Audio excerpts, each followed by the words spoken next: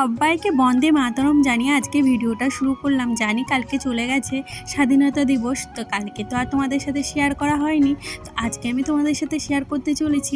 আর দেখো, আমার আনিশার কিন্তু কালকে সারা রাত ভালোই জ্বর ছিল, আর আজকে সকালবেলা আমি ওকে কিন্তু বারবার বলেছি, কিরে তুই কি স্কুলে যাবি? ও কিন্তু বেশ উৎসাহই দেখলাম, গায়ে হালকা হালকা জ্বর আছে, কাশিও হচ্ছে, তাও মেয়ের কি আনন্দ যে ও নাকি স্কুলে যাবে। আর এই যে এইগুলো এনে দিয়েছি, ও যে এত খুশি হয়েছে। আর এই যে ড্রেসটা দেখছো ওকে আমি কিন্তু হোলিতে কাটিয়ে দিয়েছিলাম, আর সেই ড্রেসটাই পরে যাচ্ছে এখন।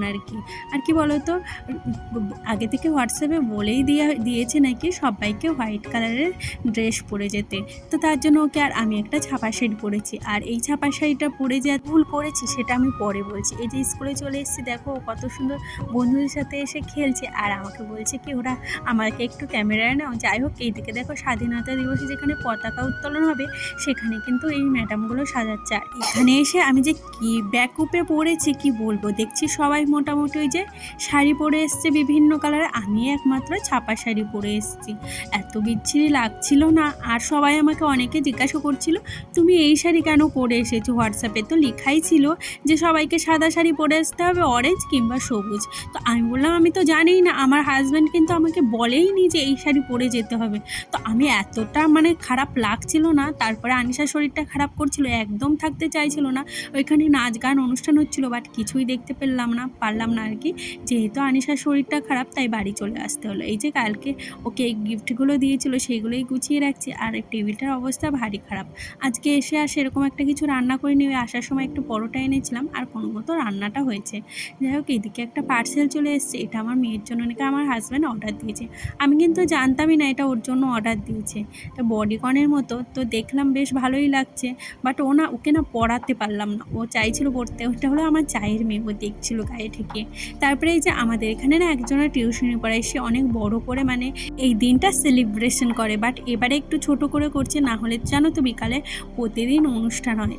আর সারাদিনে আমি আজকে ভিডিও করিনি, যেহেতু বাড়িতে ভাই এসছে, এবারে না সেরকম আর কিছু খাওয়ানো হয়নি। আর দুদিন ছিল পিসি বাড়ি, তাই ভাবলাম চলো একটু ভালো কিছু রান্না করে খাওয়াই, আর কালও চলে যাবে। তার জন্য আজকের দিনটাই আজকের রাতটাই হাটে আছে তার জন্য। আর সকালে সেরকম কিছু রান্না করা হয়নি, যেহেতু আমি বাড়িতে ছিলাম না, আর আমার শরীরটাও সেরকম একটা স্বাদ দিচ্ছিল না। যেহেতু সকালে রান্না করার অভ্যাস, বিকাল হলে না আমার আর বেলা হয়ে গেলে আর ইচ্ছাই করে না আমার রান্না করতে। আর এই চাকুটায় না সেরকম একটা ধার নেই, হাফ ওই একটু কেটে কেটে আর কাটলাম না, তারপরে বটি দিয়েই কাজ সাইডে দিয়েছি। আর সত্যি কথা বলতে কি, আমার বটি দিয়ে কাটা অভ্যাস তো, কিন্তু ওই যে একটু ইচ্ছা করে মাঝে মাঝে ছুরি দিয়ে কাটতে। আর দেখো, আমার ভালো রান্নাঘর থাকার সত্ত্বেও আমার এইখানে রান্না করতে হয়। আমি অনেকবার আমার হাজব্যান্ডকে বলেছি যে আমি না ওই রান্নাঘরে রান্না করি, কিন্তু ওই যে ও দেয় না, বলে নাকি পুরো রান্নাঘর কমপ্লিট হবে তারপরে তুমি ওইখানে রান্না করো। তো আমার না খুব ইচ্ছা করে, কিন্তু ওই যে পুরো ঘরটা নষ্ট হয়ে যাবে, ওর জন্য কমপ্লিট নয় তেরচিটে পড়ে যাবে, তার জন্য আর রান্না করতে দেয় না। জানি না কবে ঠিক হবে, যেহেতু মধ্যবিত্ত ফ্যামিলিতে কিছু একটা করতে গেলে না একটু টাইমই লাগে। আমি ভাবি যেটুকু করবো না সেটুকু একটু দেরি হোক, তবে সেটুকু না বেশ ভালো করেই করবো। আর কি বলো তো, তোমরা বুঝতেই পারছো আজকে আমাদের বাড়ি কী রান্না হচ্ছে, ফ্রাইড রাইস। আর চিকেনটা রান্না করছিল আমার বর, রান্না হাফ করতে করতে কোথায় যে চলে গেল, শেষে আমারই করতে হলো। যাই হোক, আর এই ফার্স্ট টাইম আমি আর কি ফ্রাইড রাইস রান্না করছি। তবে হ্যাঁ, আমার সাথে কিন্তু আমার জায়ের মেয়েও হেল্প করেছিল। ও আমাকে বলে দিচ্ছিলো কাকে এইভাবে রান্না করো, তো বলতে পারো সবাই মিলেমিশেই রান্নাটা করেছি। তো হ্যাঁ, তবে রান্নাটা কিন্তু আজকে বেশ ভালো হয়েছিল। আর এই দেখো, গাজর টাজর সব কিন্তু আমি বটিতে ওই কেটে দিয়েছি, আর আমি খালি নাড়াচ্ছিলাম খুন্তি। ওই নিজে ইচ্ছা করেই বললো, দাও কাকিমা কেটে দিই। আমি বললাম ঠিক আছে, তাহলে ভালোই হবে, কেটে দে। আর এইদিকে দেখো আমি নাড়াচ্ছিলাম, আর এই যে পাশে না জল গরম করে চিনি গুলতে দিয়েছিলাম, যেহেতু ডাস্ট করা নেই তার জন্য আর কি। তারপরে এই যে ওর ভিতরে দিয়ে দিলাম একটু চিনি, আর একেবারেই তারপরে রাইসগুলো না এবারে আজকে খুব ঝরঝর হয়েছিল, ভাবতেই পারিনি এত ভালো হবে। যেহেতু হাওয়াতে শুকাতে দিয়েছিলাম আর একটু তেল দিয়েছিলাম, একদম ঝরঝরে হয়েছিল। যাই হোক, কে কীভাবে রাইস রান্না করো জানি না, আমি এইভাবে আজকে রান্না করলাম। তবে হ্যাঁ, বেশ ভালো হয়েছিল খেতে। এই যে এখন সবাই মিলে বসে পড়েছে খেতে, সবাই মিলে বসে খাওয়ার মজা কিন্তু একটা আলাদাই, কি বলো?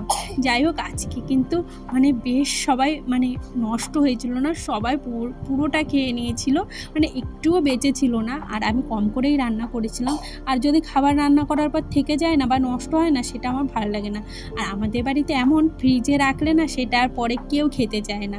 আর না আমাদের বাড়ির মানে পোলট্রির মাংসটা না এই একবেলাই খায়, পরে যদি হয় না সেটা আর কি জানি কেউ খেতে চায় না। ভিডিওটা আজ শেষ করছি। আর আমি প্রায় দিনই এরকম করে থাকি, কেননা কাজ বাজ করার পর না ক্লান্ত হয়ে পড়ি, আর সেই ভিডিওটা শেষ করব সেটা মনেই থাকে না।